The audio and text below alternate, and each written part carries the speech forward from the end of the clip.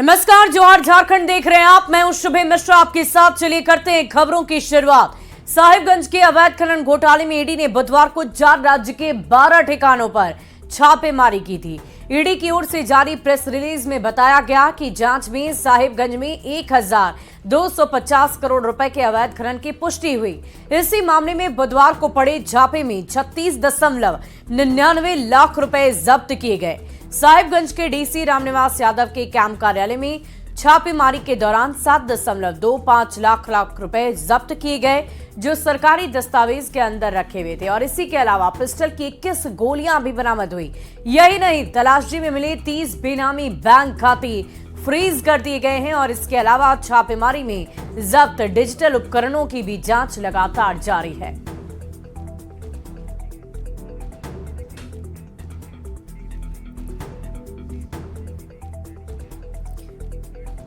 और इस पूरी खबर की अधिक जानकारी के साथ रांची से हमारे संवाददाता ओम प्रकाश इस वक्त हमारे साथ लाइव जुड़ चुके हैं।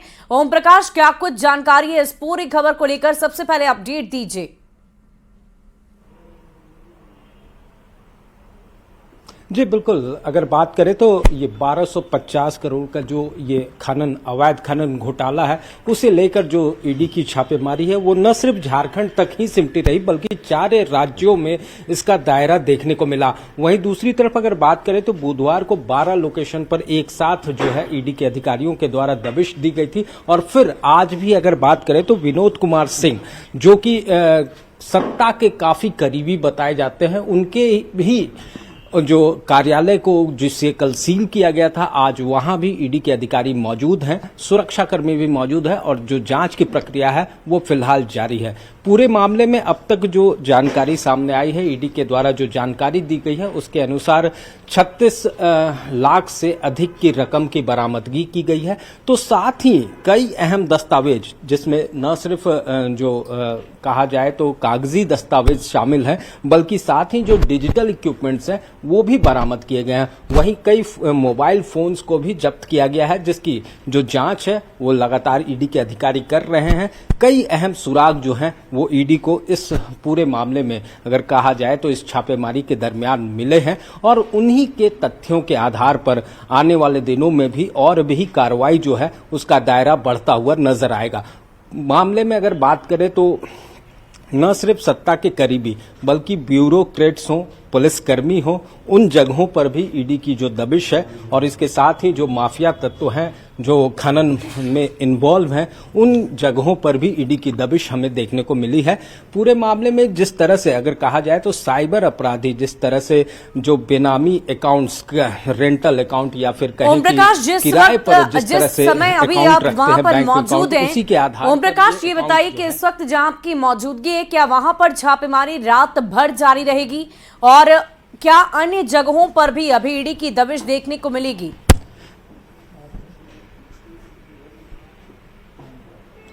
जी बिल्कुल, अगर बात की जाए तो कल रात भी अगर विनोद सिंह का ही ये कार्यालय है और इस वक्त यहाँ पर छापेमारी है। कल रात की अगर बात की जाए तो कल रात में विनोद सिंह के आवास पर छापेमारी की गई थी, जो करीब रात 2 बजे तक चली थी और वहां से ईडी के अधिकारी निकले थे। तो देर रात तक आज भी छापेमारी चलने की उम्मीद जो है वो की जा रही है। पूरे मामले में फिलहाल जो अधिकारी हैं वो फिलहाल ये तो नहीं बता रहे हैं ये जो छापेमारी है वो कब तक चलेगी, लेकिन तमाम चीजों को खंगालने के बाद ही, जो पूरी तरह से बारीकी से हर चीज को खंगालने के बाद ही ईडी के अधिकारी यहां से निकलेंगे। तो फिलहाल जो कहा जा सकता है कि वक्त अभी और लग सकता है यहां पर, और कुछ उसी की तैयारियां जो हैं इस वक्त यहां पर दिख रही है, क्योंकि सुरक्षा के जो कर्मी यहां पर सीआईएसएफ के जवान मौजूद हैं, उनकी भी शिफ्ट बदल दी गई है। दूसरे सुरक्षाकर्मी यहां पर आ गए हैं, उनकी जगह पर दूसरे सुरक्षाकर्मियों ने मोर्चा संभाल लिया है। तो कहा जा सकता है जो तैयारियां हैं उसके अनुसार ये जो कार्रवाई है और भी देर तक चलेगी।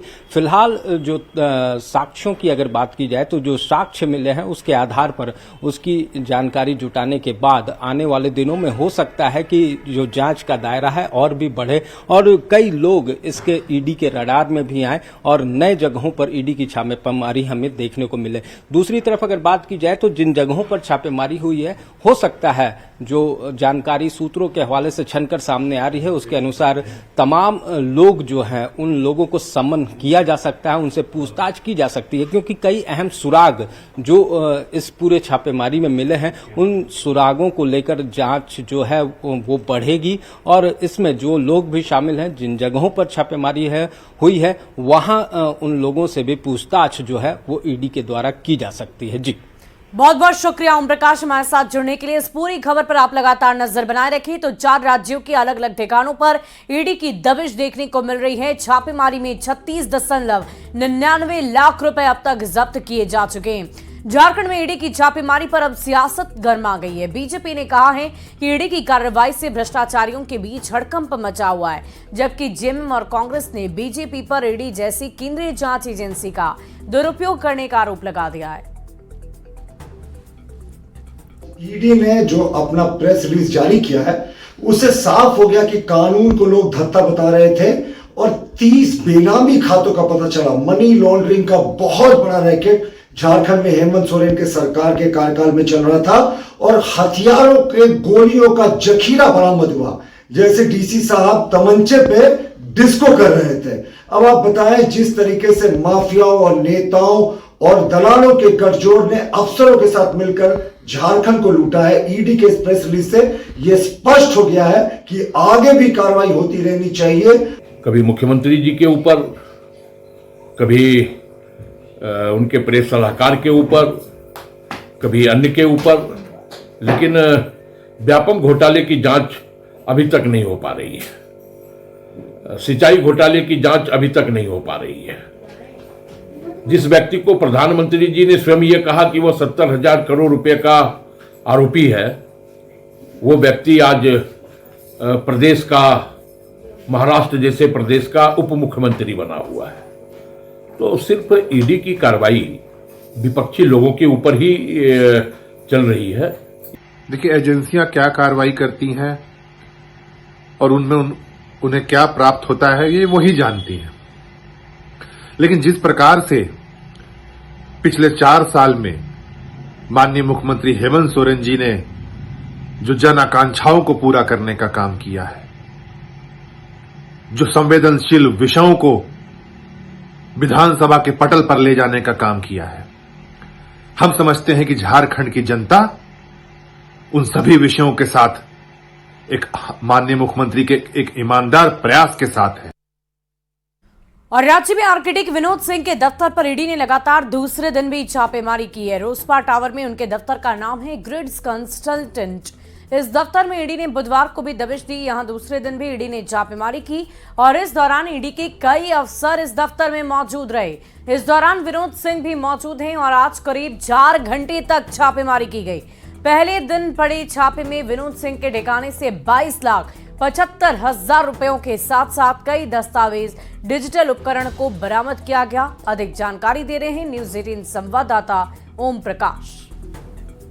राजधानी रांची सहित प्रदेश भर में बुधवार को ईडी की दबिश देखने को मिली थी। इसी कड़ी में रांची के 5 लोकेशन पर ईडी की टीम ने एक साथ जो है वो सर्च ऑपरेशन चलाया था, जिसमें विनोद कुमार सिंह के जो आवास है वहां और उसके साथ ही जो कार्यालय है यहां भी ईडी की टीम पहुंची थी, लेकिन इसकी जांच जो है वो प्रॉपर तरीके से नहीं हो पाई थी, जिस कारण ये जो ऑफिस आपको हम दिखा रहे हैं ग्रिड्स कंसल्टेंट्स, इस ऑफिस को सील कर दिया गया था। जिसके बाद आज फिर शाम के वक्त जो है वो ईडी के अधिकारी यहां पर पहुंचे हैं और फिलहाल तमाम जो चीजें हैं उसकी जो जांच है वो यहां पर की जा रही है। फिलहाल अधिकारी जो है वो कार्यालय के अंदर मौजूद हैं और तमाम चीजों को खंगालने का कार्य जो है वो कर रहे हैं। अब देखना होगा कि इस पूरी जांच के बाद क्या कुछ जो जानकारियां हैं वो ईडी की टीम को मिल पाती है और किस तरह से जो आने वाले दिन हैं वो विनोद कुमार सिंह के लिए भी जो परेशानियों वाले साबित हो पाते हैं। और इस कड़ी में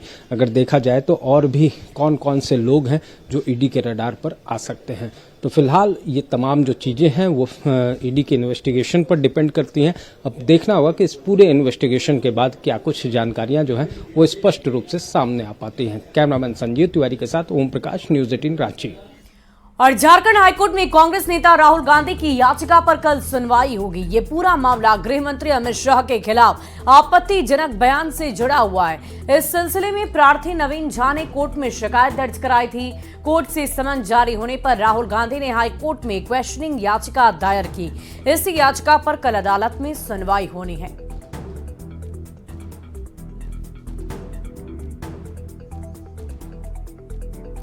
खबर राजधानी रांची से आपको बताएं, जहां कोयला कारोबारी हत्याकांड की जांच और ज्यादा तेज हो गई है। एसएसपी चंदन सिन्हा ने मर्डर केस की गुत्थी सुलझाने के लिए डीएसपी प्रवीण कुमार के नेतृत्व में एसआईटी की टीम बनाई। इसमें रातू, नगड़ी और खल्लारी थानेदार को शामिल किया गया। हत्याकांड के बाद रांची के एंट्री और एग्जिट पॉइंट को सील कर दिया गया है। आसपास के जंगल में सर्च ऑपरेशन जारी है। कुछ सुराग पुलिस को मिले हैं और इसी के आधार पर पुलिस ने जल्द पूरे मामले को सुलझाने का दावा किया है।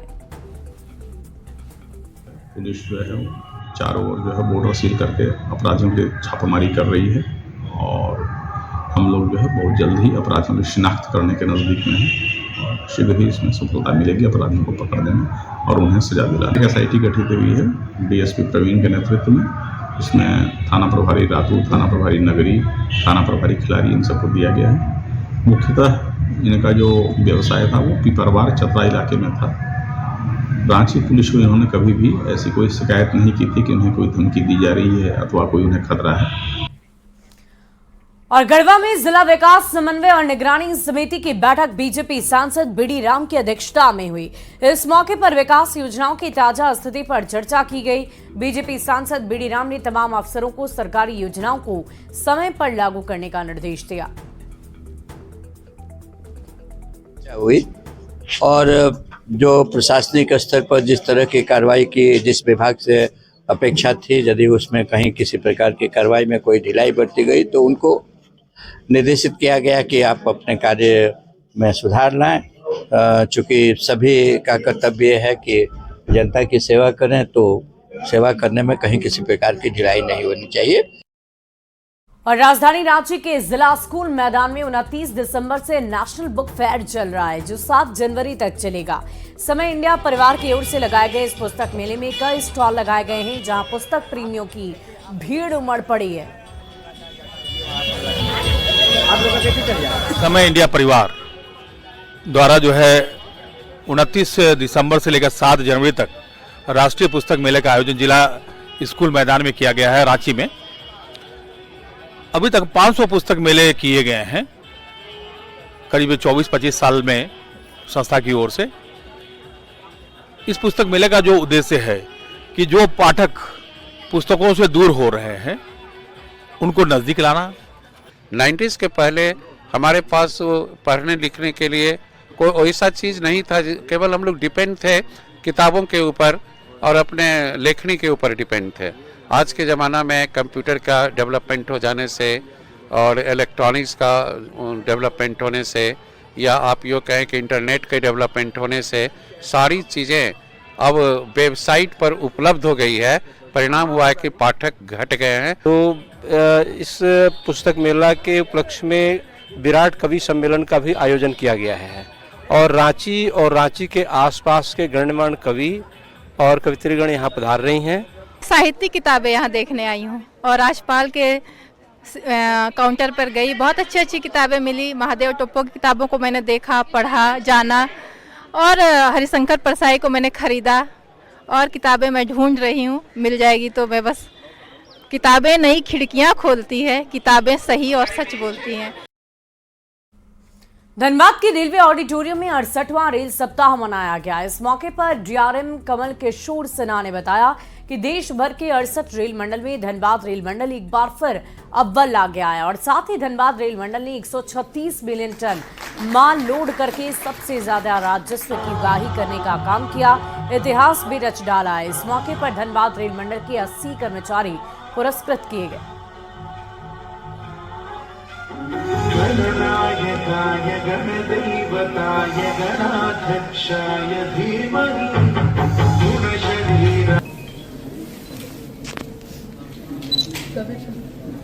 इसका रेल सेवा पुरस्कार है, ये पहला है जी। ये 2022-23 के लिए है।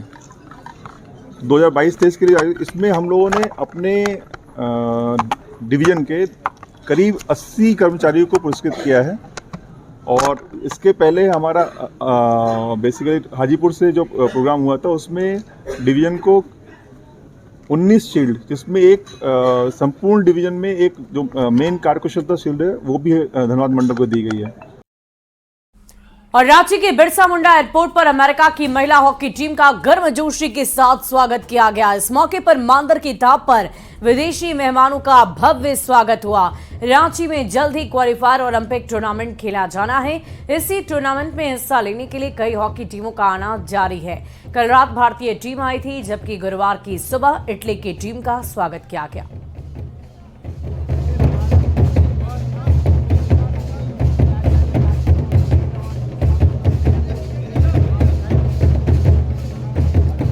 और धनबाद जेल में एक की बार फिर से प्रशासन की टीम ने छापेमारी की है और इसमें सिटी एसपी अजित कुमार, ग्रामीण एसपी कपिल चौधरी, एसडीएम उदय रजक, एसडीपीओ निशा मुर्मू सहित बड़ी संख्या में पुलिस जवान शामिल हुए। रात 9 बजे सबसे पहले बागमारा एसडीपीओ की गाड़ी जेल की गेट पर पहुंची और उसके ठीक आधे घंटे बाद सिटी और ग्रामीण एसपी और एसडीएम की गाड़ी भी जेल पहुंची।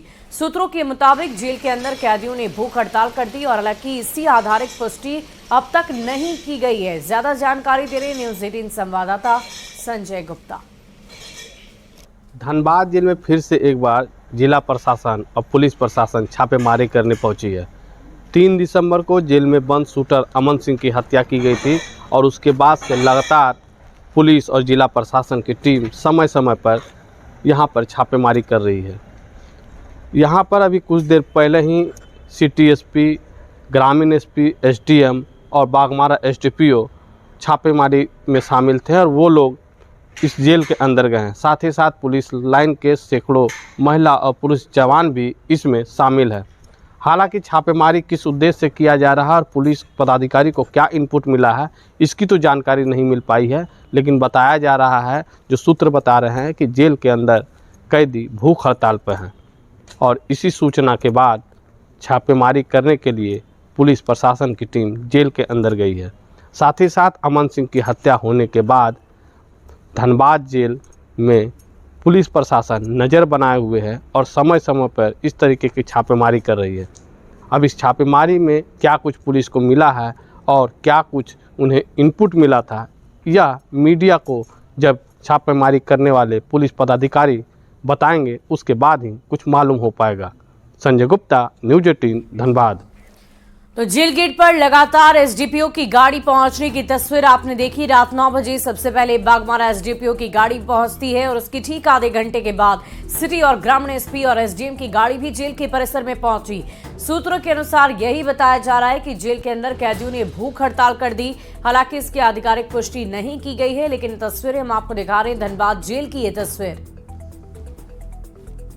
जेल में जिला प्रशासन और पुलिस की तरफ से संयुक्त छापेमारी की कार्रवाई की जा रही है। वरीय पुलिस अधीक्षक के आदेशानुसार ये छापेमारी की कार्रवाई की गई है और छापेमारी अभी जारी है। अगर छापेमारी के पश्चात अगर कोई आपत्तिजनक सामान बरामद होगा तो इसकी जानकारी आपको दी जाएगी। सर, अमन सिंह के बाद देखा जा रहा है कि जेल में जब भी कोई सूचना मिलता तो इसमें पर छापेमारी है। जी हाँ, जेल में छापेमारी की जो प्रोसेस है वो एक निरंतर प्रोसेस है। जब भी किसी इस प्रकार की अगर कोई सूचना प्राप्त हो रही है तो उसके पश्चात छापेमारी की जा रही है। और इस बीच राजधानी पटना से आपको बड़ी खबर बताएं, बैंक मैनेजर के ठिकाने पर ईडी की छापेमारी। 3 ठिकाने पर ईडी की छापेमारी देखने को मिली है। बोरिंग रोड स्थित कोटक महिंद्रा बैंक की शाखा में धांधली के मामले को लेकर छापेमारी की गई। पटना के एग्जीबिशन रोड स्थित शाखा के तत्कालीन शाखा प्रबंधक सुमित कुमार के 3 ठिकानों पर ईडी की छापेमारी।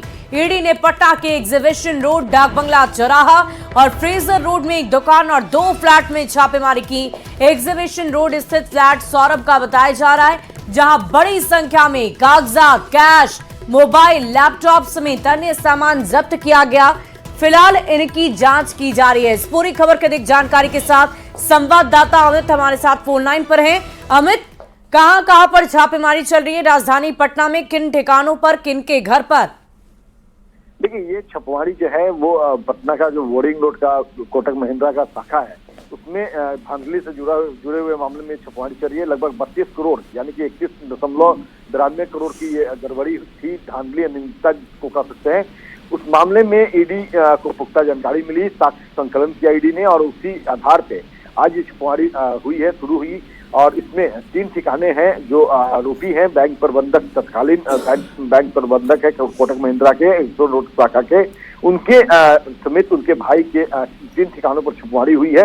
एग्जीबिशन रोड, डाकबंगला चौराहा के अलावा जो एक और ठिकाने हैं, इन तीनों ठिकानों पर जो है ये छुपवाड़ी की गई है। और छुपवाड़ी के दौरान जो ट्रेजर रोड का जो फ्लैट है वो सुमित को बताया जा रहा है, जबकि एग्जीबिशन रोड का जो फ्लैट है वो सौरभ जो सुमित के भाई है उनका बताया जा रहा है। तो इन सभी जगहों पर छुपवाड़ी की गई है, जिसमें कैश, लैपटॉप, कई कागजात जो है बरामद हुए हैं। और अनियमितता जो बरती गई थी सौरभ जो है उनके द्वारा भी संलिप्तता इसमें सामने आई है। और इसी आधार पे सौरभ की तत्काल गिरफ्तारी करके कोर्ट में प्रोड्यूस किया ईडी ने, और ईडी कोर्ट ने उन्हें 12 जनवरी तक न्यायिक हिरासत में भेजा है।